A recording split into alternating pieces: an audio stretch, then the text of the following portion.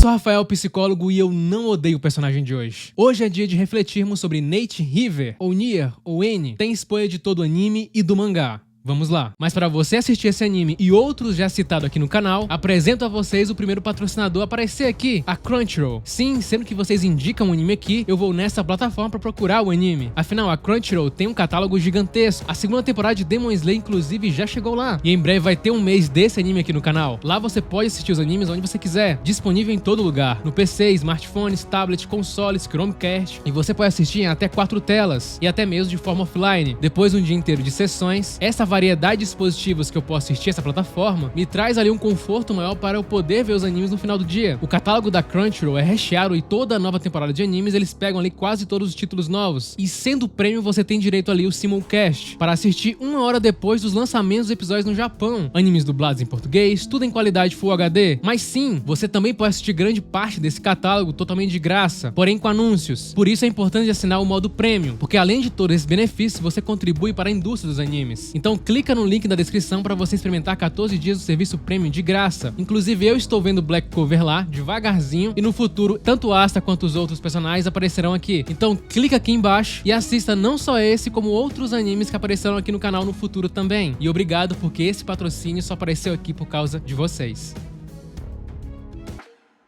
O personagem mais jovem da série de Death Note e também o único ali das 4 grandes mentes do anime que não teve o seu nome anotado no caderno. Para muitos, o único vencedor de toda a obra. E curiosamente, ele não vence só nesse ponto. Talvez ele vença também como o personagem mais odiado da série. Sendo odiado ou não, de qualquer forma, esse personagem é fora da curva. Nier cresceu ali na Mansão M junto com o Melo, um local ali que aparenta ser para crianças superdotadas com altas habilidades. E Nier ali nos recortes da série parece ser uma criança que se isolava bastante, não brincava com as outras, ficava ali no seu cantinho montando seus quebra-cabeças. E o mais curioso nas primeiras aparições dele é quando ele recebe a notícia da morte do L e ele simplesmente não esboça nenhum tipo de reação. Na verdade, essa atitude do Nier é vista em quase toda a série. Se a gente pensar naquele modelo frio e calculista, o personagem que é o maior exemplo disso em Death Note é justamente o Nier, já que nem o L, nem o Light, muito menos o Melo, se mostraram com essa imagem de alguém que não se abala. Isso também explica o tanto que ele não é igual ao L. Na verdade, pra mim ele tem muitas diferenças. Eu não consegui pensar em nada que pudesse tirar o Nier do sério. Ele é assustadoramente tranquilo. E com isso, muitas teorias se acabam fazendo sobre esse personagem. Como, por exemplo, dele possuir autismo. Mas vamos chegar lá. Vamos montar esse quebra-cabeça. Coisa que, inclusive, o Nier gosta de montar. Não só montar, como desmontar e montar novamente. Os psicólogos Robert Stensberg e Janet Davidson argumentaram que resolver quebra-cabeças implica a capacidade de comparar informações ocultas com informações já na memória. E, mais importante, a capacidade de combinar as informações para formar novas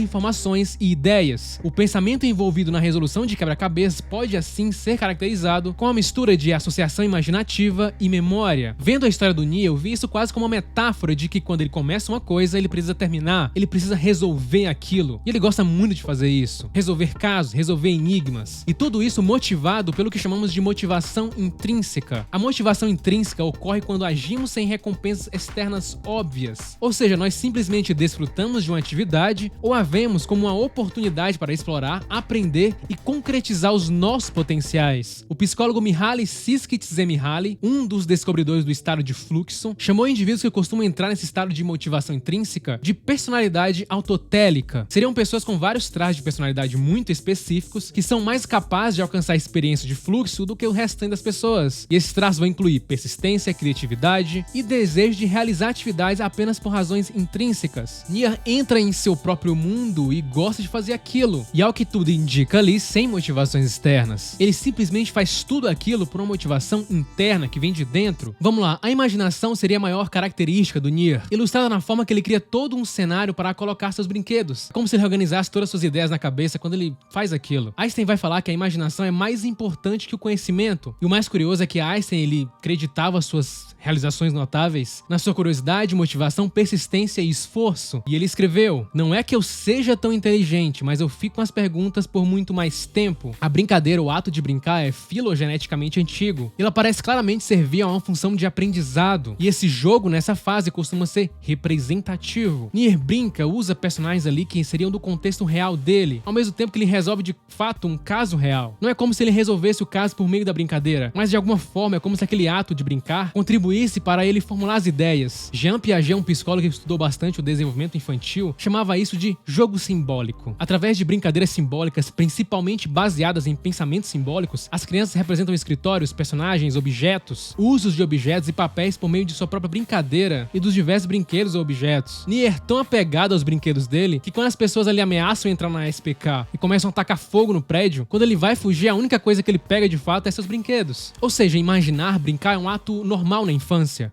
Você provavelmente fez ali o jogo imaginativo, pegar determinado objeto e ser um personagem. E a imaginação é a porta de entrada para a criatividade. E aí vem outro ponto bem interessante do Nier. É o que Joseph Renzulli, professor de psicologia educacional, dedicou grande parte de sua carreira ao estudo de pessoas com alto potencial, as pessoas com a chamada superdotação. Renzulli rejeita a ideia de que a superdotação se trata de um fenômeno redutível às suas próprias propriedades psicométricas, ou seja, o QI, por exemplo. E ele vai dividir a superdotação em 3 componentes, chamados de anéis de Renzulli. O primeiro seria a habilidade acima da média, ou seja, a capacidade de processar informações, integrar experiências que resultam em respostas apropriadas e adaptativas a novas situações, e engajar-se no pensamento abstrato. E essa habilidade acima da média vem geralmente em uma área, no caso do Nier, relacionada ao trabalho de detetive, visto que após a morte do L, ele se torna o maior. Compromisso com a tarefa é o segundo componente. Essa dimensão refere-se à forma como a pessoa se sente motivada a completar uma tarefa específica, mostrando persistência e dedicando um tempo ao seu desenvolvimento. Neste caso, a motivação que emerge é puramente interna, de modo que o comportamento é mantido mesmo sem estímulos externos. Nier é compromissado com quase qualquer tarefa que ele começa. E o terceiro, a criatividade, capacidade de criar, investir, projetar, pensar em novas soluções para problemas. E a criatividade dele está em transformar pequenos objetos em formas e objetos mais complexos. Segundo Renzulli, os 3 anéis não precisam estar presentes ao mesmo tempo e nem na mesma intensidade, mas é fundamental que eles interajam em algum grau, para que o resultado seja alto em nível de produtividade. Ou seja, olhando de uma forma mais simples, menos abrangente, o Nier sim poderia ser uma criança superdotada, mas é amplamente assumido que as crianças superdotadas têm ali um desenvolvimento assíncrono, ou seja, desproporcional de uma área para outra. Assim, enquanto certas áreas, como raciocínio verbal, abstrato ou perceptivo, podem ali ser altamente avançadas, outras áreas que muitas vezes incluem eficiência visual, processamento auditivo, funcionamento executivo, são muitas vezes médias ou até mesmo muito menores, como no caso do Nier, que tem altas habilidades dedutivas, mas ele tem muitos déficits em questões sociais. Existe uma confusão entre ter altas habilidades ser o mesmo que ter habilidades em todas as coisas possíveis, e não é bem assim. E por isso a importância de um acompanhamento próximo de uma criança com superdotação. Vini vai ressaltar que existem crianças extremamente superdotadas nas artes, na música, sem apresentarem um QI excepcionalmente elevado. É sábio que os testes de QI medem somente algumas habilidades humanas, mais especificamente aquelas relacionadas à linguagem em números. E então chegamos no transtorno do espectro autista. O autismo, como cita o DSM-5, o Manual de Diagnóstico de Transtornos Mentais, ele vai citar ali 2 características principais: déficits persistentes na comunicação e interações sociais e padrões repetitivos de comportamento, interesses ou atividades. Outros aspectos também seriam um hiperfoco em determinada tarefa, pode ter ali uma hiper ou hipossensibilidade, déficit de socialização, linguagem. Todos esses são características de alguém com transtorno de espectro autista, que é um distúrbio do neurodesenvolvimento caracterizado por deficiente interação e comunicação social. Vamos lá, o Nier apresenta sim um déficit na questão de interação social e sim exibe padrões repetitivos de comportamento. O hiperfoco dele seria ali em resolver problemas, montar seus quebra-cabeças. Ele basicamente só interage socialmente com as pessoas ali em volta dele. Uma outra característica bem enfática do autismo é ele não conseguir manter um contato visual, olhar diretamente nos olhos de outras pessoas. Muitos indivíduos com autismo falam que isso é estressante e desconfortável. Nier basicamente não mantém contato visual com ninguém na série. Pelo que eu me lembro, apenas no confronto final com Kira foi onde ele manteve um contato visual. Só que o autismo é um espectro, ou seja, ele está em diversas características e dificilmente uma pessoa autista tem as mesmas características que a outra. A maioria das pessoas autistas não tem traços de superdotação como às vezes muito se acredita. A pessoa pode ter superdotação e não ser autista e vice-versa. Assim como pode ter as 2 características também, nem toda pessoa com autismo vai ter altas habilidades, isso é um mito. Você tendo um desses sintomas que eu citei, não necessariamente você poderia se enquadrar nesse diagnóstico. Eu mesmo, quando criança, tinha alguns sintomas, como foco excessivo em uma única coisa, eu tinha um comportamento repetitivo em algumas tarefas, mas enfim, eu não tinha autismo ou superdotação. O Nier tem vários indícios, mas apenas uma equipe multidisciplinar poderia ali diagnosticar de fato uma pessoa que tem as mesmas características do Nier. Por exemplo, a síndrome de Savant, que é uma condição extremamente rara, pode ali acontecer junto com a situação de autismo. Stephen Wiltshire é alguém com essa síndrome. Ele é famoso por desenhar cidades, imagens complexas, apenas olhando para elas, uma única vez. Cerca de metade dos indivíduos com síndrome de Savant tem um transtorno do espectro autista e a cada 10 pessoas com autismo, uma delas pode ter característica de síndrome de Savant. E é uma característica bem evidente no Nia. Percebemos ele construindo estruturas com palitos, dados, cartas, e à medida que o tempo passa e ele vai envelhecendo, essas estruturas cada vez ficam mais complexas, chegando a cobrir praticamente uma sala inteira. Como eu citei no começo do vídeo, o Nia não demonstra expressões, e muito se fala nele não ter empatia. Pesquisas mostram que pessoas com autismo podem ter dificuldade com a empatia cognitiva, porque teriam dificuldade de reconhecer e nomear emoções baseadas em expressões faciais. Estudos de escaneamento ocular descobriram que pessoas com autismo tendem a olhar para o rosto de forma periférica e não diretamente nos olhos, ou na boca, onde geralmente as emoções são exibidas. No entanto, embora a empatia cognitiva possa ser menor em pessoas com autismo, a empatia afetiva, que se baseia em instintos e respostas involuntárias às emoções dos outros, pode ser forte e avassaladora. De fato, pesquisas mais novas sugerem que algumas pessoas com autismo podem realmente sentir as emoções de outras pessoas mais intensamente, e muitas pessoas não gostam do Nia exatamente por isso, por ele parecer ser sem emoções. Mas isso acontece porque o autista tem uma forma diferente de expressar essa empatia e de entendê-la. E com isso, o Nia, apesar do criador Takeshi Obata não expressar isso de forma explícita, se torna ali um dos personagens dos animes que talvez tenha mais características tanto de autismo, superdotação e síndrome de Savant, até mais que o L, por exemplo. Até porque o L envolve outras questões. E é importante o diagnóstico de qualquer uma dessas situações o mais breve possível, porque se isso for feito de forma muito tardio, pode prejudicar a vida da pessoa em diversas áreas. Feito de forma mais breve, os pais e os educadores podem encontrar uma maneira melhor ali de lidar com aquela criança e acompanhá-la, até porque quanto mais tempo uma criança sozinha caminha sem ajuda, mais difícil se torna de alcançá-la. Curta, se inscreva, compartilhe,